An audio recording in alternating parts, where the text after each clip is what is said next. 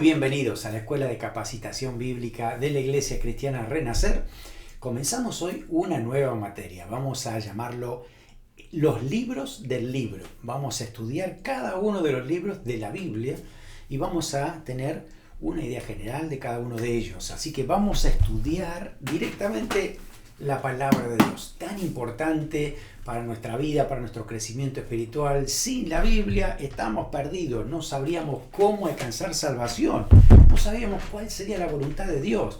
Cada uno andaría a su manera y terminaríamos muy mal. Así que necesitamos un parámetro absoluto que sirva para todo el mundo, para todas las culturas. La palabra de Dios, la Biblia, se puede traducir a cualquier otro idioma. De hecho, está traducida en más de 1500 idiomas y dialectos. Eso hace que todo el mundo pueda tener la misma palabra de Dios, en su idioma, en su forma, pero es la misma palabra. Así que lo que es pecado para un país también lo es para el otro, porque todos tenemos el mismo concepto. Y la salvación viene de Jesucristo gratuitamente para todo aquel que cree. No importa en qué lugar del mundo te encuentres, tú puedes alcanzar salvación si crees en lo que Dios ha dicho en su palabra. Y allí es como la iglesia de Cristo permanece firme. Ya hace 2000 años y un poco más que la iglesia sigue firme, creyendo en lo que dice la palabra de Dios.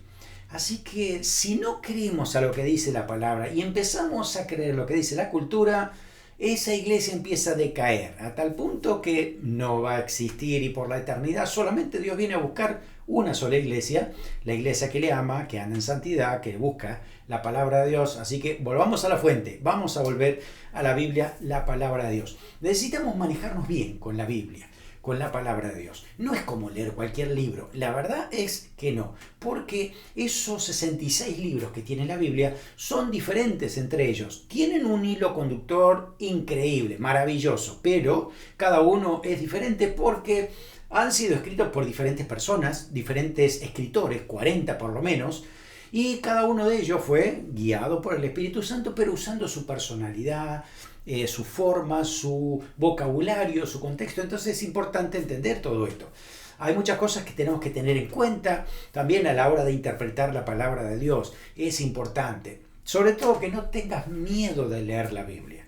He hablado con muchas personas que pertenecían a otras religiones tradicionales, y tenían mucho miedo de leer, por ejemplo, Apocalipsis. No, es un libro muy raro, muy difícil. No, es como que le tenían cierto temor. Pero cuando tú vas a la Biblia, que es la palabra, la carta de amor de Dios para la humanidad, ¿cómo no vas a leer Apocalipsis? Pero es verdad que hay que tener pauta de interpretación, porque hay muchos símbolos. Y los símbolos también están dentro de la misma Biblia, de la misma Escritura. Así que hay que ubicarlos, conectarlos para entender exactamente lo que nos está diciendo allí. Además, no es el único libro de profecía. Hay un montón de libros en la Biblia y sobre todo el libro de Daniel, que tiene mucha conexión con Apocalipsis. Algunos pasajes de Isaías, algunos pasajes de Zacarías se conectan perfectamente con Apocalipsis. Así que es necesario poder leer toda la palabra de Dios. Creo que ya sabes que siempre repetimos un versículo de la Biblia, el Salmo 119-160, que dice: la suma de tu palabra es verdad.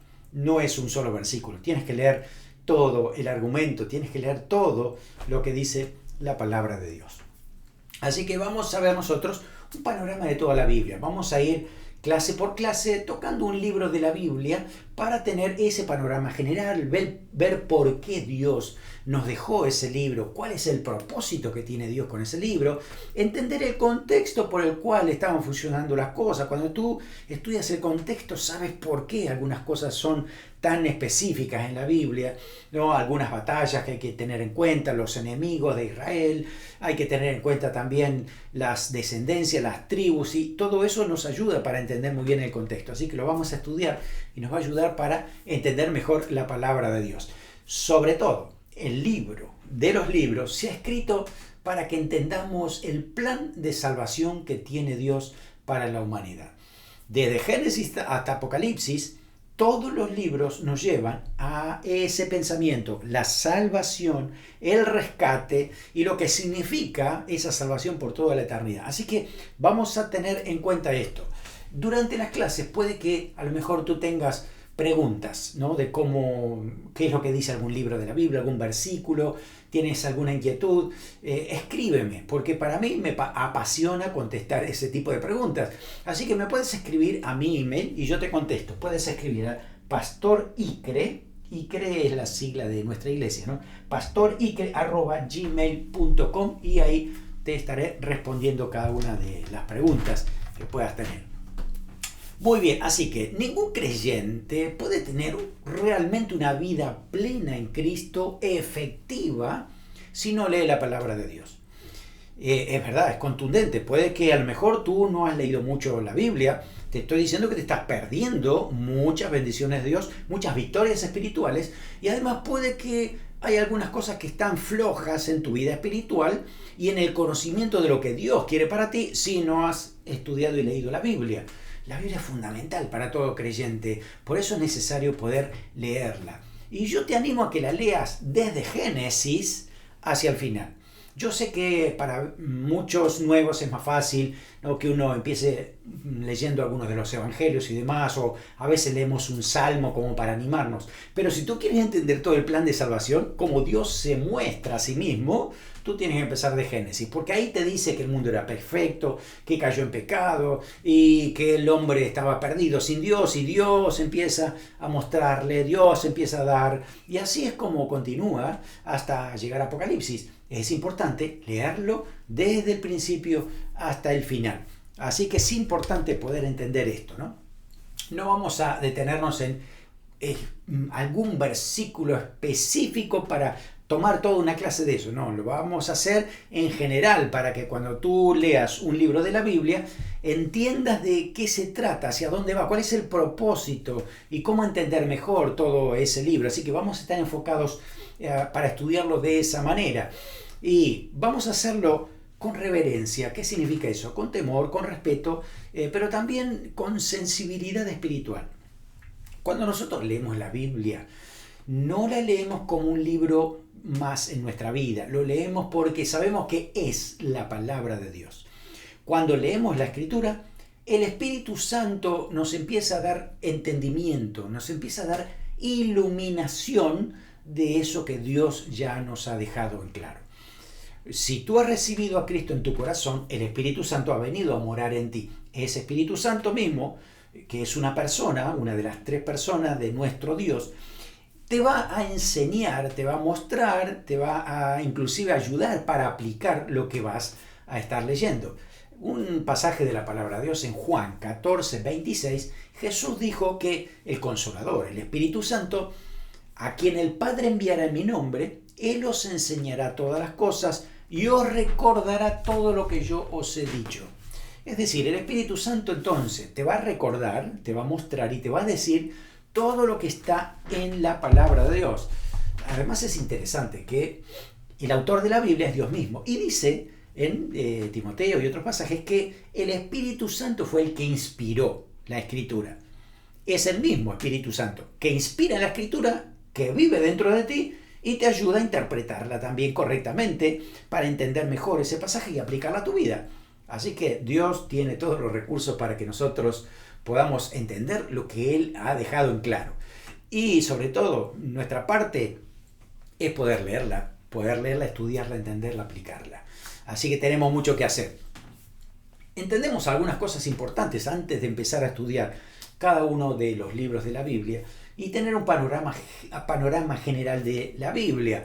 Y tenemos que saber que la Biblia, le decimos las Escrituras o las Sagradas Escrituras o la Palabra de Dios, son las mismas frases para designar a la Biblia, darle ese nombre a la Biblia, y decimos que es la revelación escrita de la voluntad de Dios, ¿no? Dios quiso mostrarnos algo que no sabíamos, que estaba oculto para nosotros, así que Dios quita ese velo y lo muestra, lo ha revelado en el Antiguo Testamento y en el Nuevo también, acerca de ese plan, y hay personas que han recibido de parte de Dios esa revelación, y esa revelación está escrita para que nosotros entonces hoy la podamos leer.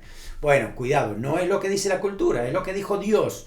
Y Dios dejó en claro la palabra de Dios. Muchos piensan y dicen de una manera que no profundiza mucho esto, la verdad, porque están diciendo, pero la Biblia la han escrito hombres, ¿no? ¿Cómo voy a creer en un libro que escribieron hombres? A ver, Dios tuvo que usar a hombres para escribir un libro, ¿no? No iba a mandar ángeles porque si no ya también nosotros hubiéramos discutido, no, los ángeles no nos entienden, andá a saber qué escribieron ellos. ¿Sí? Dios lo que hizo fue usar a personas para que escriban la palabra de Dios. Pero la pregunta es, ¿cómo eran esas personas y cómo escribieron? Y la verdad es que esas personas andaban en santidad de Dios, se preservaban para escuchar exactamente lo que Dios tenía que decirles, y hubo una obra sobrenatural de Dios en cada uno de esos escritores que no pasó nunca más. Miren, hoy podemos leer muchos libros cristianos, decimos qué lindo, ¿no? Parece inspirado, pero no es inspirado como fue la Biblia. Es el único libro que Dios a través del Espíritu Santo, ¿no? Preservó de errores en sus escritos originales a los escritores para que podamos tener esa palabra de Dios. Así que eso es único, ha sido especial en el tiempo de esa revelación escrita. Tenemos que saber que el tema central de toda la palabra de Dios es Cristo, es Jesucristo. Y algunos libros no mencionan a Jesucristo, pero nos dejan saber que el propósito atrás de eso está Jesús. Por ejemplo, usted lee el libro de Esther. El libro de Esther ni siquiera se menciona que ellos oran a Dios y que Dios contesta de manera directa o viene un ángel del cielo y responde de una manera perfecta. No, lo que vemos ahí es un relato histórico, pero como habla de la preservación de su pueblo y cómo Dios los rescató y los cuidó y los guardó, entonces está diciendo que de esa misma manera es Jesús que va a venir a rescatar a su pueblo, a salvarlo de la condenación a través de su sacrificio. Usted lee el libro de Ruth, también es un libro histórico acerca de Ruth, cómo conoce a Booz, cómo se casan, tienen un hijo, pero ahí se habla mucho de lo que es la redención, el volver a comprar. Y después en el Nuevo Testamento va a hablar justamente que Cristo pagó nuestra redención. Fíjese, conecte todo eso y va a ver que cada uno de los libros de la Biblia tiene aspectos para que veamos a Jesús de alguna manera. Lo vamos a ver en su obra o en su carácter. De hecho, hay muchos que tienen también profecías directas de Jesús que se cumplen en el Antiguo Testamento, en el Nuevo Testamento y que además se van a cumplir en el tiempo final. La Biblia es un libro solo, ¿no? Porque el Señor lo ha compilado a todos, pero son 66 libros realmente. Ha sido escrito por 40 autores, abarcando unos 1600 años entre ellos. 1600, es decir, 1500 en el Antiguo Testamento y 100 años más en el Nuevo. ¿Sí? Porque más o menos en el siglo I termina Juan escribiendo Apocalipsis, casi al final del año 100. Entonces estamos hablando de 1600 años entre el primero que empezó a escribir y el último que escribió. ¿Cuánta diferencia de tiempo? Y sin embargo, no hay contradicciones en el argumento de la salvación. Todo lo que dicen está tan conectado como si hubiera una mente maestra que conecta todo esto. Obviamente, lo dice la Biblia, que es Dios mismo preservando a través del Espíritu Santo para que esto sea posible. En el Antiguo Testamento, toda la parte de la Biblia del Antiguo Testamento, esos 39 libros, se han escrito en hebreo y algunas partes en arameo, porque era un tiempo donde también los israelitas fueron llevados cautivos a Babilonia. Allí estuvieron 70 años y aprendieron un poco de arameo, o bastante de arameo, en cuanto a esa zona, porque recibieron influencia de muchos años. Así que, por ejemplo, el libro de Daniel tiene muchos escritos, 2, 3 capítulos y muchos más versículos. Ahora, vamos al Nuevo Testamento. Y el libro se escribe, todo el Nuevo Testamento se escribe en griego. ¿Por qué en griego? Porque justamente los romanos, que estaban dominando el imperio en ese momento, preservaron la escritura griega, la hicieron más popular todavía para poder unir a todo el imperio romano. Así que el idioma oficial en el Nuevo Testamento justamente es el griego. Por eso los escritores, los apóstoles y demás, todos sabían griego, porque era un idioma que tenían que ayudarse para conectar con otras naciones, sobre todo también con Roma, ¿no? Entonces tenemos el Nuevo Testamento en griego, pero hay algunas frases que también se escribieron directamente en arameo, porque era como la frase típica familiar que se usaba en ese momento, así que también se escribían algunas frases en arameo. Pues usted recuerda algunas, ¿no? Talita Kumi, Eli Eli lama sabactani, y varias otras cosas más, otras frases que están escritas también allí. Pero básicamente entonces la Biblia se ha escrito en hebreo, arameo y griego. Muy bien, evidentemente tenemos muchos más registros y libros de griego, ¿no? Porque es más reciente, además más usual, por lo que se ha difundido en el Imperio Romano de esa manera. Muy bien, decimos que la Biblia está dividida en dos partes, ¿no? El Antiguo y el Nuevo Testamento. Acá tenemos un gráfico que nos puede ayudar para entender mejor cómo se clasifican los libros de la Biblia. La Biblia entonces está dividida por Antiguo Testamento, Nuevo Testamento. La palabra testamento significa pacto o un acuerdo.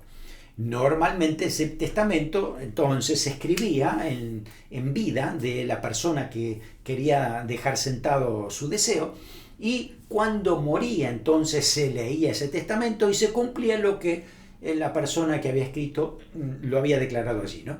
Así que se cumple con la muerte. Por eso el testamento es que entre el Antiguo y el Nuevo Testamento, Cristo en su muerte cumple el testamento, cumple el pacto, el nuevo pacto que Dios ha establecido para nosotros. ¿Por qué lo dividimos en Antiguo Testamento y Nuevo Testamento? Porque algo sucedió muy importante entre los dos, y es la muerte de Cristo. ¡Ay, qué diferencia que es!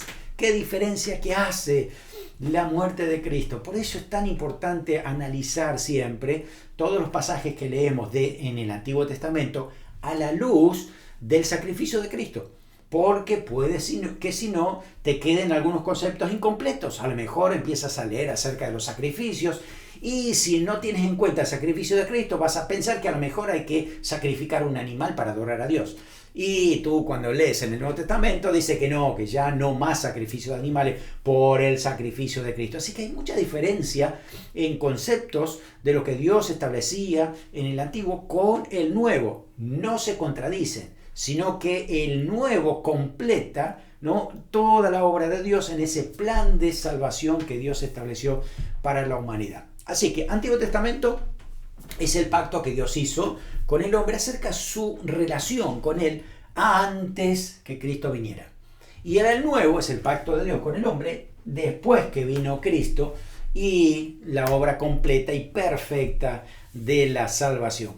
¿Cómo sabemos que en el Antiguo Testamento se ha cumplido y ahora es el nuevo pacto el que debemos cumplir? ¿No será que también tenemos que guardar el Antiguo Testamento? Bueno, miren, la verdad es que no. La Biblia dice que el antiguo pacto ha sido cumplido en Cristo y ahora está el nuevo pacto. El antiguo pacto ha sido cumplido y ahora tenemos al nuevo. Ahora, uno dice, pero ¿y los 10 mandamientos, por ejemplo? Bueno, miren, la regla es esta. Todo lo que el Antiguo Testamento tiene allí como ley y que también se repite en el Nuevo, entonces sigue siendo hoy vigente para nosotros como Iglesia del Señor. Acá decía, por ejemplo, no matarás.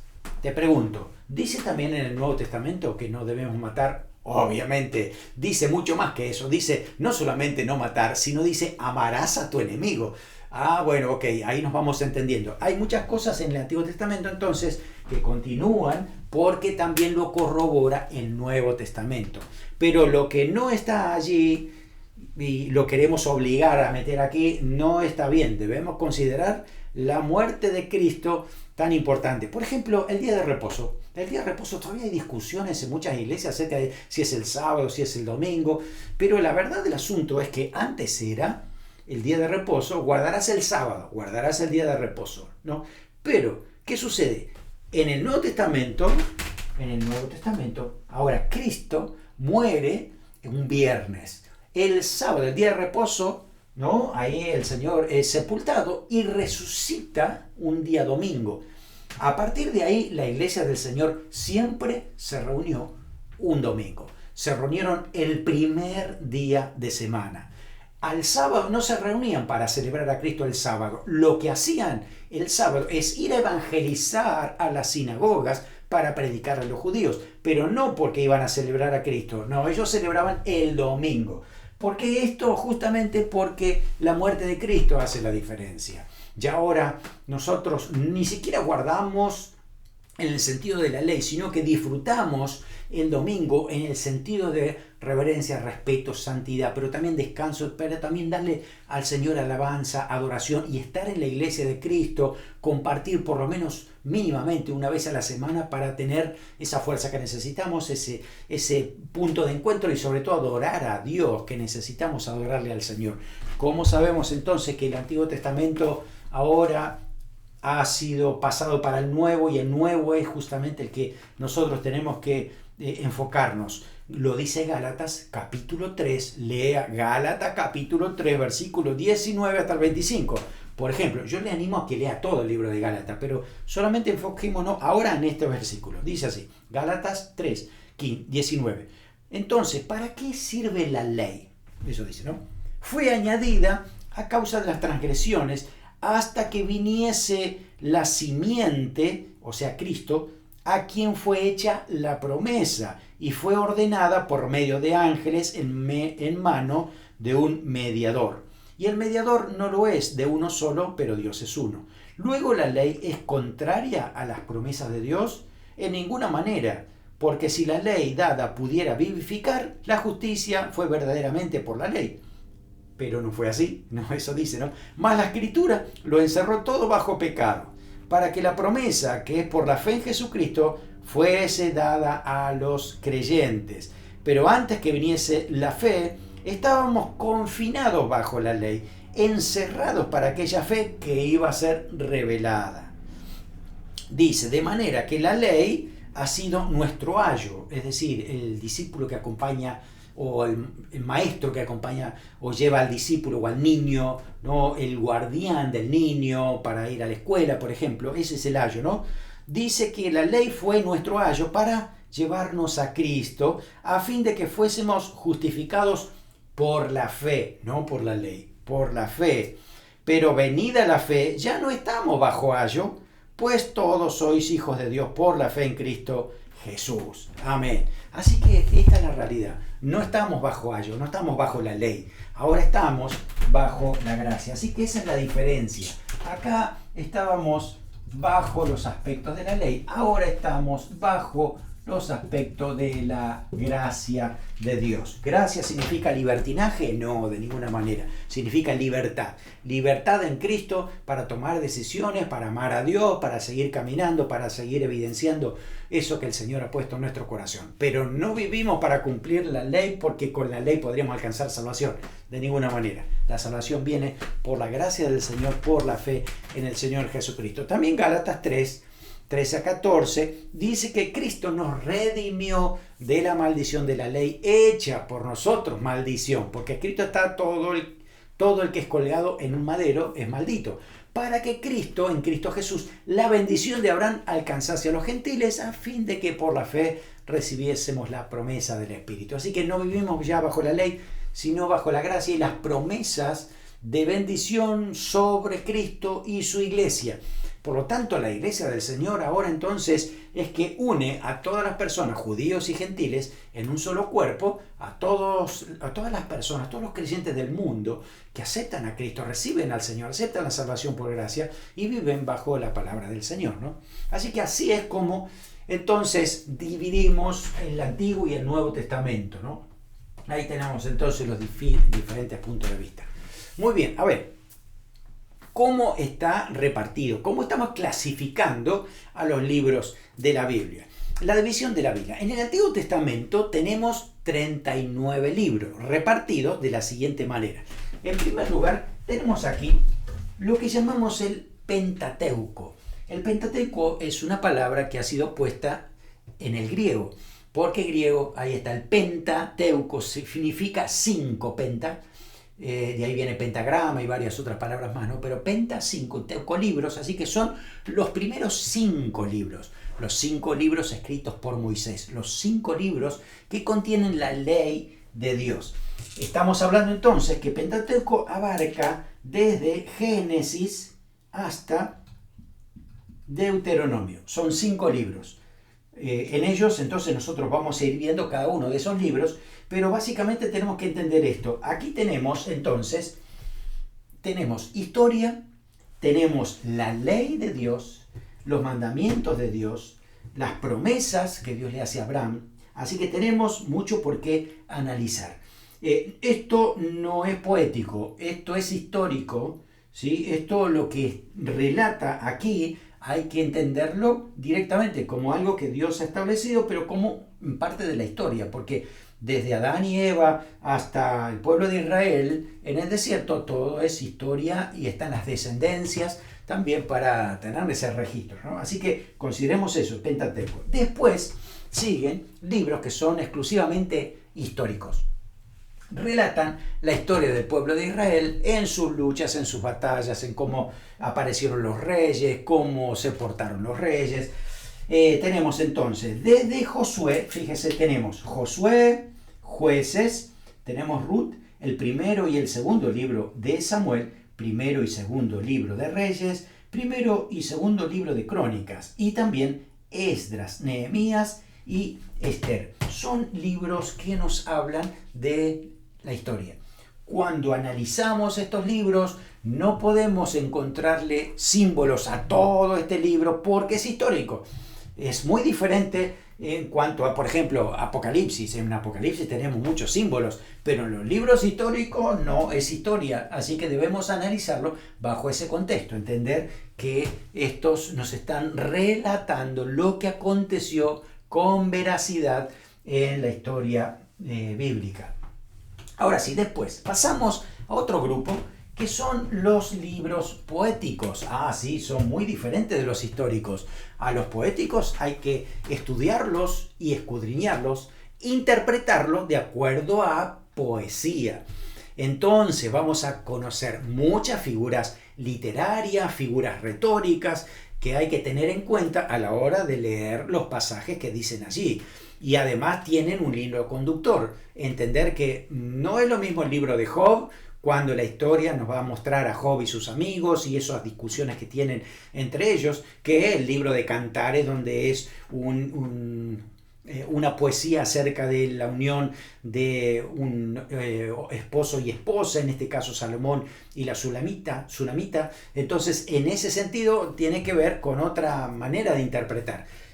Tengamos en cuenta esto, los libros poéticos entonces son el libro de Job, el libro de Salmos, los Proverbios, Eclesiastés y el libro de Cantares. Puede que estos poéticos tengan algunos destellos de historia en algún momento, unas pequeñas pinceladas como para conectar esa poesía con algo que estaba sucediendo en ese momento. Pero básicamente los libros poéticos hay que tener cuidado porque son poéticos, por lo tanto tenemos muchas figuras literarias que considerar.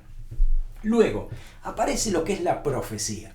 La profecía ha sido registrada, escrita, porque se profetizó muchos años antes de la caída de Jerusalén, se profetizó también después de la caída de Jerusalén, a 400 años antes que viniera el Señor.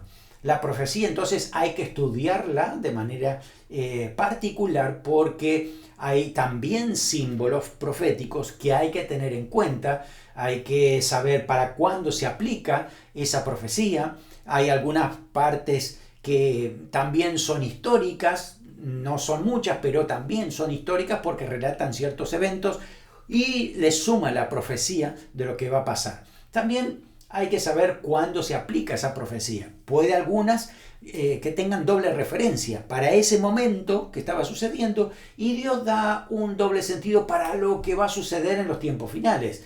Entonces es necesario tener en cuenta eso también a la hora de estudiar la profecía. Decimos que hay profetas mayores y profetas menores. No tiene que ver con su relación con Dios, no tiene que ver con otra cosa, sino más algo muy simple que es la cantidad de contenido que tienen sus libros, ¿no? Cuando hablamos de los profetas mayores, hablamos del libro que tiene muchos capítulos y mucho contenido. El libro de Isaías, Jeremías, Lamentaciones lo incluimos porque pertenece a Jeremías, aunque también tiene un estilo poético, pero todo lo que está describiendo es lo que sucede en el cumplimiento de la profecía, por eso está puesto aquí. Ezequiel y Daniel son los profetas mayores. Después entonces vienen los profetas menores, aquellos que nos cuesta recordar de memoria el orden, ¿no? Entonces aquí lo tenemos. A ver, es Oseas, Joel, Amós, Abdías, Miqueas, Nahum, Habacuc, Sofonías, Ageo, Zacarías y Malaquías. Los tenemos en el orden bíblico, tienen ellos también cierto orden cronológico que se fue cumpliendo con la caída de Jerusalén y lo que vendría después con la espera ya de la venida del Mesías. Pero también hay mucho contenido en estos de lo que va a suceder en los últimos tiempos. Cuando Cristo venga, lo que va a ser Armagedón, lo que va a significar el milenio, también están en estos libros. Hay que tenerlos en cuenta, por eso son libros proféticos y hay que estudiarlos como libros proféticos. Muy bien, así que en el Antiguo Testamento tenemos estos 39 libros repartidos en esta clasificación que es general. Esta clasificación la hemos estudiado desde que éramos niños, así que tomamos esa misma clasificación para tenerlo en cuenta. Ahora, en el Nuevo Testamento tenemos 27 libros y están repartidos de la siguiente manera. Los primeros 4 son los evangelios: Mateo, Marcos, Lucas y Juan. 4 personas diferentes para relatar la misma historia de Jesús. Cada uno lo ve de una perspectiva. ¿Por qué? Porque ellos escriben a diferentes destinatarios. Uno escribe a los romanos, otro a los judíos, otro a los griegos, otro en general. Entonces cada uno tiene diferentes enfoques. Qué bueno que haya 4 porque nos dan mayor amplitud de todo lo que había pasado en los tiempos de Jesús, la enseñanza del Señor, lo que el Señor nos quiso dejar. Así que los 4 son los evangelios que nos muestran entonces el relato de la vida y la enseñanza del Señor. Luego de esto sigue un libro histórico, el libro de Hechos, pero no significa que solamente es historia y nada más que historia. No, también traza la pauta para una iglesia que quiere vivir bajo la guía del Espíritu Santo como el Señor lo ha hecho, ¿no? Así que el libro de Hechos es un libro, además de ser histórico, también decimos que es normativo. Vamos a poner aquí, normativo. Para la iglesia del Señor, lo que sucedió en Hechos es un reflejo de lo que nosotros deberíamos estar hoy actuando, haciendo, teniendo el corazón igual que los discípulos, es decir, siendo llenos del Espíritu Santo para ser usados por el Señor, predicar el Evangelio a toda criatura, a pesar de la persecución, seguir perseverando. Hay muchas cosas que vamos a aprender del libro de Hechos y tener en cuenta eso, ¿no? De esa perspectiva. El libro de Hechos lo vamos a analizar bajo el contexto de un libro histórico, teniendo en cuenta lo que Dios también nos dice como iglesia. Después llamamos epístolas paulinas. Epístolas son cartas literales que se mandaban por correo. Y decimos paulinas porque le pertenecen a Pablo, al apóstol Pablo. Ellas son el libro de Romanos, primera carta a los Corintios, segunda carta, luego los Gálatas, Efesios, Filipenses, Colosenses, primera y segunda de Tesalonicenses. Son cartas de contenido general y doctrinal, y gracias a Dios por estos libros porque nos dan la doctrina de la iglesia y cómo nosotros debemos proceder en diferentes maneras, ¿no? Ahora, el apóstol Pablo también escribe otros libros, pero tienen otra dirección, otro propósito y otro destinatario. Ya no es una iglesia en general, sino más bien es a personas particulares para darles detalles de la iglesia del Señor. Y ellos son 1 de Timoteo, 2 de Timoteo, Tito, Filemón. E incluimos aquí un libro aparte, que es el libro de Hebreos.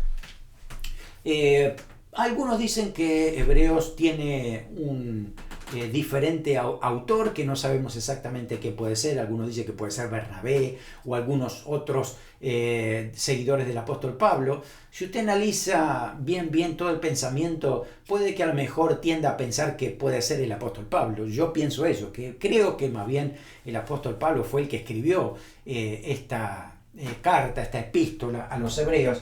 Así que la incluimos ahí porque de alguna manera también refleja la iglesia del Señor, lo que pasó, lo que pasaron los hebreos en sus tribulaciones, pero también lo que era el Antiguo Testamento cumplido en Cristo. Así que todo eso lo vemos en el libro de Hebreos. Después tenemos otras cartas de contenido general y ya son otros los autores, y ellos son el libro de Santiago, el autor es el hermano de Jesús, Primera y Segunda de Pedro, que lo escribe un discípulo, Primera, Segunda y Tercera de Juan, que lo escribe el mismo apóstol Juan, y Judas, que lo escribe otro hermano de Jesús. Recuerda que Jesús tuvo varios hermanos, y ahí aparecen en los evangelios los nombres de ellos. Uno de ellos era Judas, otro era Jacobo o Santiago, así que ahí lo vamos a estar viendo también. Y por último tenemos un libro de profecía, que es el libro de Apocalipsis, un libro escrito por el apóstol Juan. El Señor se lo revela a Juan en la isla de Patmos. Así que básicamente así es como nosotros clasificamos y ordenamos a los libros de la Biblia para darle una correcta interpretación y para entender la perspectiva que tienen a la hora de poder estudiarlo. Así que recordemos, la Biblia es divina, el Señor la ha dado, todo pensamiento y revelación vienen de parte de Dios y está escrito por hombres, ¿no? Como escritores, pero preservados por Dios, por el Espíritu Santo, para que no haya errores. Así que es una revelación que ha sido progresiva, desde Génesis hasta Apocalipsis. No podemos aprenderla solamente con algunos versículos al azar. Todo lo puedo en Cristo que me fortalece, Filipenses 4:13, pero eso es tremendo, ¿no? Cuando uno necesita esa fuerza del Señor y entender que Dios me quiere usar, pero hay mucho más que aprender, mucho más que solamente pasar una prueba con fe, ¿no? Necesitamos todo el contenido de la palabra de Dios, todo ese plan que Dios tiene para la humanidad. Así que recordemos eso siempre, la Escritura, la palabra de Dios son autoridad para nuestra vida, para nuestra iglesia, para nuestro desempeño como familia, en los ministerios, siempre ahí está la palabra de Dios. Tenemos que amarla, tenemos que leerla, tenemos que darle gracias a Dios por esa palabra. Hay miles y miles de personas que murieron por preservar la palabra de Dios. Hoy tenemos la Biblia en nuestras manos y nos parece que viene directamente de la imprenta y ya está. No, la palabra de Dios ha pasado por mucha sangre de mártires que preservaron esa palabra de Dios, murieron por causa de la palabra, ¿no? Y que nosotros debemos tener en cuenta y darle gracias a Dios por la Biblia, por ese tesoro que tenemos, es invaluable, hoy la tenemos en nuestras manos, es nuestra regla de fe y conducta. Esta palabra de Dios, entonces le decimos Biblia, porque la palabra biblos viene de la corteza del papiro que se usaba para cuando se empezó a escribir sobre todo el Nuevo Testamento, ¿no? Así que fue usado desde los egipcios en adelante para describir el tipo de material, y cerca de 400 después de Cristo, una vez que ya está escrita toda la Biblia, un tal Jerónimo fue el que le llamó a la escritura la Biblioteca Divina, y al decirle la Biblioteca Divina, por esos 66 libros, entonces le quedó el biblos, ¿no? En este caso. Así que decimos Biblia para hablar acerca de los escritos inspirados. Déjenme recordarte o darte 7 principios importantes de la Biblia como la palabra de Dios para nosotros. ¿Por qué? A ver, en primer lugar, tenemos que recordar y siempre pensar que es la revelación de Dios, pero es deliberada, es que Dios mismo lo quiso dar, es la autorrevelación de Dios. Dios se dio a conocer y Él mismo buscó a las personas. Dios mismo no es que alguien quiso decir, bueno, quiero escribir la Biblia. No existe eso, es que Dios tomó a personas y los impulsó, los motivó para que ellos escriban lo que Dios quiso que escribieran. Así que tenemos eso, es la revelación, Dios se da a conocer, lo muestra, ¿no? Para que puedan entenderlo. Y esa revelación ha sido personal, porque la idea es conocer personalmente a Dios en todo lo que estamos leyendo, que eso se aplique a nuestra vida. Además, se ha hecho de una manera que sea comprensible para nosotros. No es un tratado filósofo que nadie entiende. No, es un libro que uno lo entiende y sabe lo que Dios quiere decir de allí, ¿no? Y es una manera de entender que es progresiva, que es también objetiva para todos, por eso ha sido escrita, para que nadie le pueda faltar, que también es proposicional, quiere decir que nos hace una propuesta. Cuando uno lee toda la Biblia, al final tiene que tomar una decisión.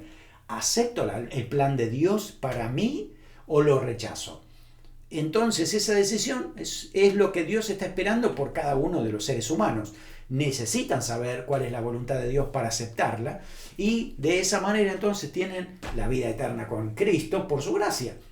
El que lo rechaza, dice la palabra de Dios, que va a condenación eterna. Además tenemos que saber que todo lo que Dios ha querido que nosotros sepamos, toda esa revelación está terminada. Yo no puedo añadir nada, no puedo añadir a lo que dice la palabra de Dios, no puedo crear especulación, no puedo sumar lo que dice la cultura a lo que dice Dios. No puedo hacer eso. ¿Por qué? Porque hay una sentencia de juicio sobre esa persona. Dice eso Apocalipsis 22, 18 al 19. Yo testifico a todo aquel que oye las palabras de la profecía de este libro. Si alguno añadiere a estas cosas, Dios traerá sobre él las plagas que están escritas en este libro. Es decir, se queda aquí en la tierra, pasa la tribulación o se va a la condenación directo. Versículo 19. Si alguno quitare de las palabras del libro de esta profecía, Dios quitará su parte del libro de la vida y de la santa ciudad y de las cosas que están escritas en este libro. Así que quitar también, dejar de lado palabra de Dios, significa que también Dios quitará nuestro nombre del libro de la vida. Cuidado, debemos tener mucho respeto y temor por esto, porque es justamente Dios exhortándonos a esto. Recordemos que la Biblia también está inspirada por Dios, es una inspiración que viene de parte de Dios para preservar de todo error cuando estaban escribiendo allí. También tenemos que saber que la Biblia fue escrita con mucho cuidado. No fue así rápidamente, sobre una servilleta que escribieron algo. No, fue bien escrita, cuidadosamente para que no haya errores. Eso fue cada uno de los escritores y el Espíritu Santo vigiló la selección de las palabras, los argumentos y las formas para que eso fuera preservado sin error. Así que por eso decimos que creemos en la inerrancia bíblica, no hay errores en los manuscritos originales. También tenemos que saber que la Biblia ha sido transmitida meticulosamente o copiada. Los copistas, los masoretas, los escribas tenían tanta precaución para escribir correctamente, ¿no?, de un original a otro, ¿no? Cada uno de ellos, miren, por ejemplo, antes de escribir la palabra Jehová, se bañaban 7 veces. Si estaban escribiendo un libro y se equivocaron en una palabra, tenían que romper ese libro y volverlo a hacer otra vez. Así era, tan estrictos eran en cuanto al cuidado y la preservación de lo que decía la palabra de Dios. ¿Cómo no confiar en lo que tenemos aquí? Y resulta que se siguen encontrando originales antiguos o copias y sigue diciendo lo mismo, no hay contradicción. Justamente por esto, porque las copias fueron meticulosamente cuidadas para que justamente tengamos todo lo que Dios quiere para nosotros. Ahora, recordemos también, es importante, hay que leerla espiritualmente a la Biblia, hay que leerla, hay que ir con la actitud correcta a la palabra de Dios, ¿no? Yo me he encontrado con personas como un borracho en una plaza de aquí de la ciudad nuestra, donde decía que él había leído 7 veces la Biblia y no había pasado nada con él. Obviamente que hay que leerla con un corazón dispuesto a través del Espíritu Santo, que sea Él el que nos guíe para que esa palabra tenga cabida en nuestro corazón. Así que hay que leerla correctamente. Cuando leas, haz las pausas lógicas. Ahí hay puntos, hay comas, hay puntos y apartes, hay paréntesis. Cuando tú leas, tienes que hacer todas esas pausas para entender bien todo lo que Dios está diciendo ahí. Lee como si te hubieran escrito a ti esa carta. Léela como si fuera personal, de esa manera. Y léela con hambre de conocer a Dios. De esa manera no te vas a perder nada.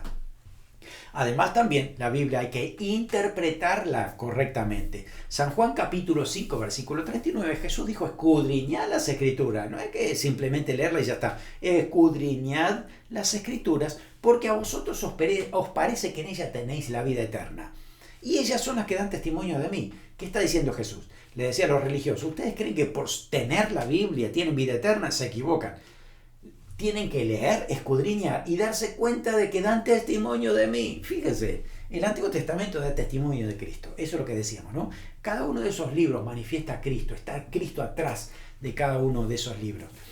Ejemplo, en Nehemías capítulo 8, versículo 8, dice que el pueblo de Israel se puso a leer la palabra de Dios. Dice, y leían en el libro de la ley de Dios claramente, ponían el sentido, de modo que entendiesen la escritura. Es decir, le hacían una interpretación correcta a la escritura. Hermenéutica bíblica correcta, objetiva, para que todos puedan entender exactamente lo mismo. Y por último, la Biblia hay que aplicarla completamente. toda la palabra de Dios. No puedo seleccionar lo que a mí me gusta y lo demás que habla de santidad, que habla de abandonar el pecado y demás. Digo, eso no, ya es muy difícil para mí. No, tengo que tomar toda la palabra de Dios para que me vaya bien, para que todo eso funcione, para que sea efectivo en mi vida, para que haya transformación en nuestra vida. Hebreos 4:12 dice que es como una espada. Dice, la palabra de Dios es viva y eficaz, más cortante que toda espada de dos filos, penetra hasta partir el alma y el espíritu, las coyunturas, los tuétanos, discierne los pensamientos y las intenciones del corazón. Todo eso hace la palabra de Dios en nuestra vida, en nuestra mente, para que nosotros podamos entender y aplicar lo que Dios nos está hablando en esa manera. Así que te invito a poder estudiar juntos la palabra de Dios, leerla y aplicarla y gozarte. Mira, si tú lees el Salmo 119, el más largo de la Biblia, todo lo que dice es el deleite de leer la palabra de Dios, el gozo que tenemos por leer la voluntad de Dios, por entender lo que Dios tiene para nosotros. Además, leer la palabra de Dios nos mejora, nos bendice, nos perfecciona. Preste atención a lo que dice 2 Timoteo 3, 16, 17. Toda la escritura es inspirada por Dios. Dice toda la escritura es inspirada por Dios y útil para enseñar, para redarguir, para corregir, para instruir en justicia, a fin de que el hombre de Dios sea perfecto, enteramente preparado para toda buena obra. Fíjese que la Biblia te prepara para toda buena obra, te perfecciona, te ayuda a entender, a aprender, a ser sabio. No puedes saltear de la lectura de la palabra de Dios. Aliméntate de la Biblia, de la palabra, y vas a ver que muchas cosas en tu vida empiezan a ajustarse a la voluntad de Dios y eso hace que traiga más bendición a tu vida. Oramos. Gracias te damos, Señor, por el privilegio de tener la Biblia en nuestras manos. Tantas personas dieron su vida por ella y hoy, Señor, la tenemos gracias a esa sangre de mártires. Oramos, Señor, para ser ahora responsable con lo que leemos, para aplicarlo a nuestras vidas, y también hay un mensaje que necesitamos compartir con otros. Danos la sabiduría, creatividad y la valentía para que tu palabra se siga predicando, siga cumpliéndose en cada uno de nosotros y siga transformándonos, perfeccionándonos y haciendo capaces de hacer toda obra que tú nos pidas. En el nombre de Jesús. Amén. Amén. Que el Señor te bendiga abundantemente.